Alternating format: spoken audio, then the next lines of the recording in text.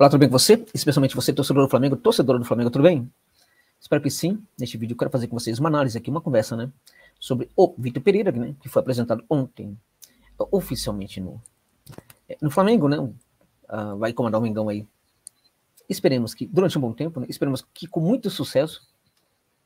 E eu quero reconhecer com vocês aqui que este é o maior desafio da carreira do Vitor Pereira, né? E quais serão, né? E aí uma questão, vamos questionar aqui. E vamos tentar responder também aqui quais serão os desafios que ele terá pela frente como técnico do Flamengo, né? A coisa não é tão simples, não. Vamos entrar também nesse ponto aí, polêmico em relação à questão da alegação lá de que ia embora do Corinthians para a sogra. Gerou uma polêmica muito grande. Acho até que está demais, né? Mas eu quero tocar nesse ponto aí também, né? Acho muito importante falarmos disso porque tem muita conversa mole no futebol brasileiro, né? Tem muita conversa fiada no futebol brasileiro, né? Tem muita conversa aí. É inaceitável. Como é que as coisas se colocam? Né? A partir da maneira como as coisas se colocam, é que a gente tem que se posicionar. E acho que tem muita confusão aí que envolve essa questão do Vitor Pereira, Corinthians e Flamengo. Né? Então, vamos entrar nessa polêmica aí, mas vou deixá-la um pouco mais para frente. Neste momento eu quero falar sobre os desafios e também pontuar que é o maior desafio, na minha opinião, da carreira do Vitor Pereira no Flamengo neste momento, né? Para tanto, gente, basta olharmos aí para o que foi a carreira desse técnico português, que é um técnico português muito relevante, tem 54 anos de idade. Ele foi treinador adjunto do Porto, de adjunto vira treinador principal do Porto. O Porto é um gigante no futebol de Portugal, né? Podemos falar que não, mas aí ele esteve no time europeu, que era muito importante, que é muito importante no cenário de Portugal. A gente pode questionar que isso é maior ou menor que o Flamengo, evidentemente que, na minha opinião, não tem comparação, tá? Na minha opinião, o Flamengo é maior. O Flamengo é maior do que alguns times grandes, sim, do futebol europeu. Acho que se o Flamengo disputasse o Campeonato Português, seria um dos grandes vencedores, provavelmente até muito mais do que o Porto, né?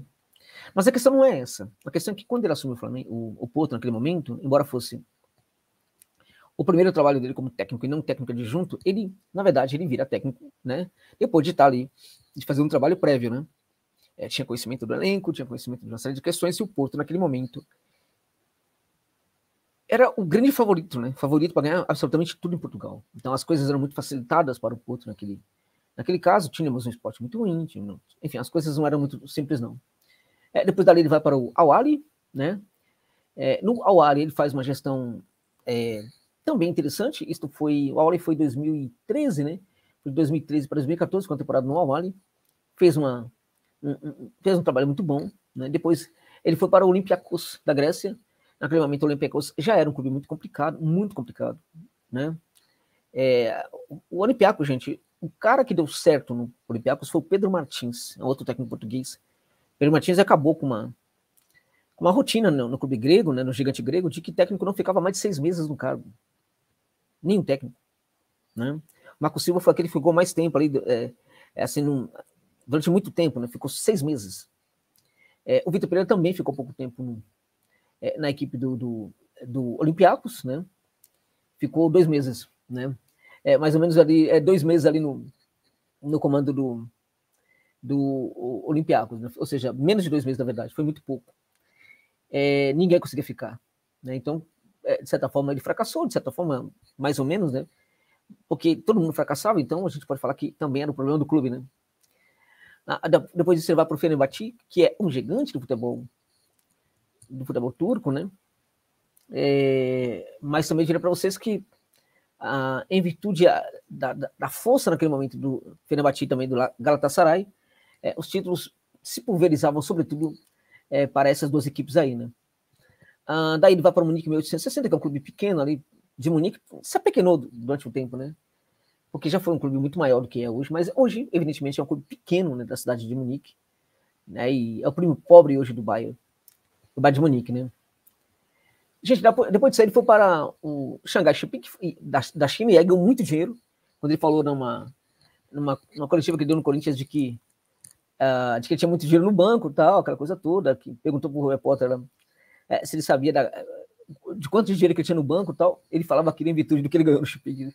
Ganhou muito dinheiro na China, voltou para Fenerbahçe, voltou numa situação ainda mais complicada, porque aí sim o Fenerbahçe não estava conseguindo, estava todo, aí era o Fenerbahçe e também Galatasaray, os dois muito mal, né?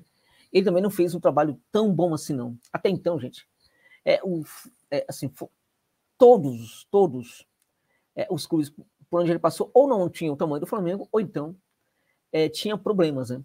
Tinha vários problemas ali. Não que o Fenerbahçe para mim seja maior que o Flamengo, mas se a gente aproximar um pouquinho aí, ainda o Flamengo fica à frente, mas também tinha problemas no Fenerbahçe. Não favorecia muito o trabalho do Vitor Pereira. O Corinthians, ele chega no Corinthians, faz um trabalho muito bom no Corinthians, na minha opinião.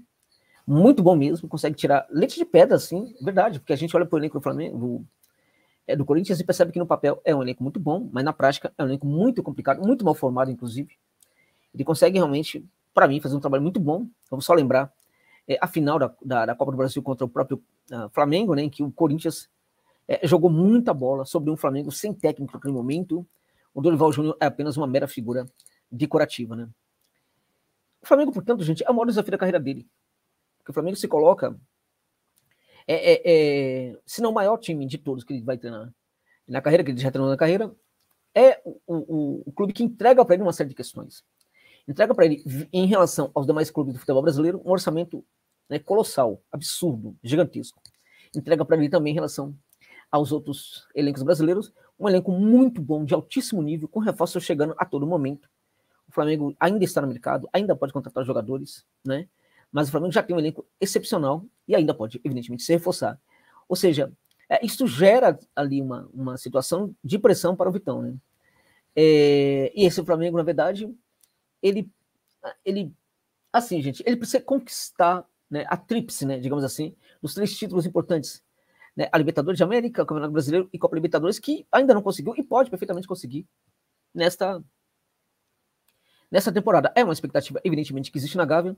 Agora, em virtude de existir essa expectativa, em virtude de o Flamengo tem um elenco melhor do que os outros, ainda reforços podem chegar, em virtude de o Flamengo tem o maior orçamento do futebol brasileiro, em virtude de tudo isso, o Vitor Pereira tem um desafio muito grande pela frente com o Flamengo, muito grande mesmo. Por que é grande? Porque a pressão também é muito grande. A pressão que é colocada para ele em virtude de tudo isso que o Flamengo significa hoje, realmente também não é pequeno, não é pequeno. Até por isso que eu acho que o Dorival não era técnico para o Flamengo. E acho que nessa temporada o Dorival, que até que começou bem no Flamengo, talvez não sequer começasse a temporada de 2023 com uma condição parecida com o que foi o começo dele no Flamengo em 2022. É tudo sempre muito mais complicado, porque parece fácil, né? Você entrega os melhores jogadores para o time, para o técnico, e ele vai fazer necessariamente um bom trabalho. Não é bem assim. Não é tão simples, né?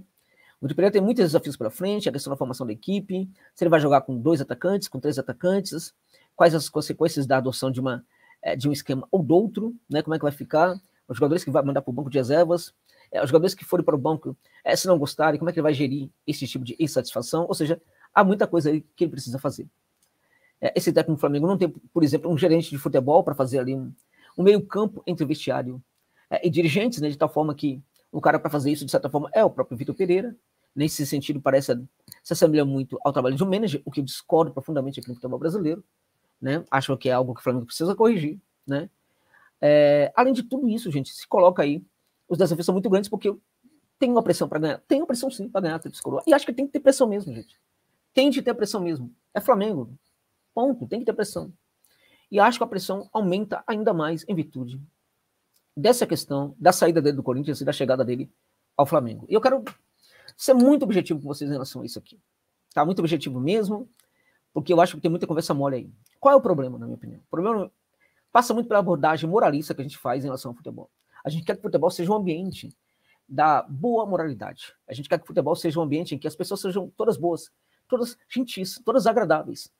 A gente quer que o cara seja muito bom dentro de campo, que o profissional, comandante técnico, seja muito bom também como comandante técnico, como treinador, mas nós queremos que ele também seja maravilhoso como pessoa, né?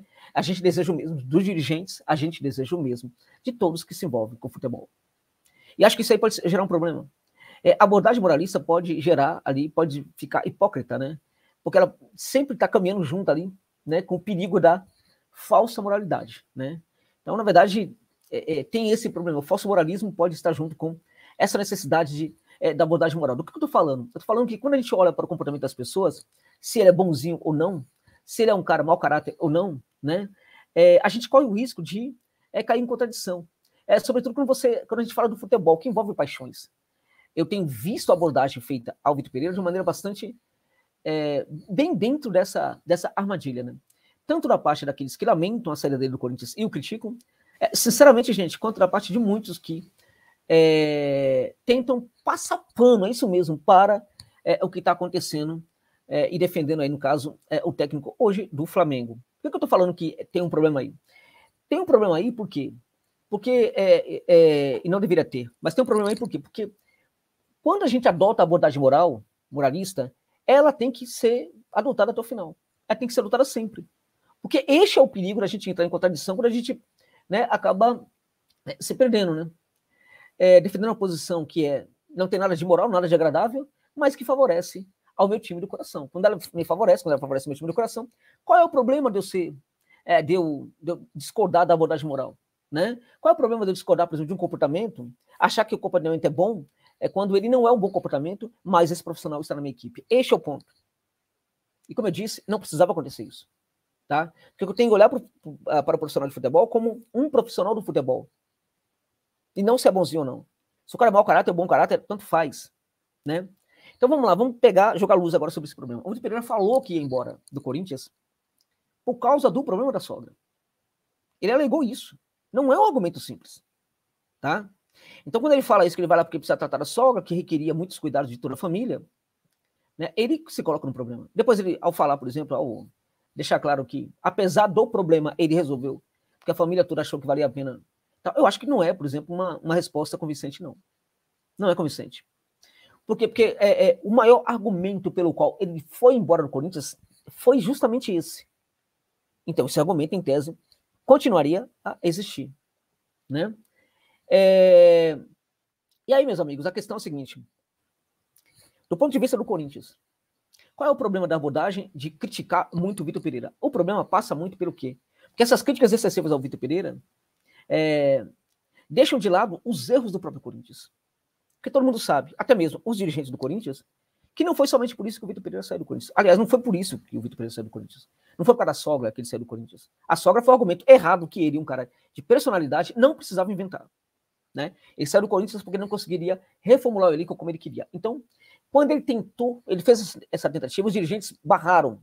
Então, os dirigentes sabem perfeitamente qual é o problema. Eles sabem perfeitamente que eles não queriam perder, por exemplo, jogadores como Fábio Santos, né, como Fagner, né, e outros jogadores ali. A questão do elenco, Paulinho, tal. Então, o técnico exigiu uma reformulação, os dirigentes foram contra. Este é o ponto. Tá?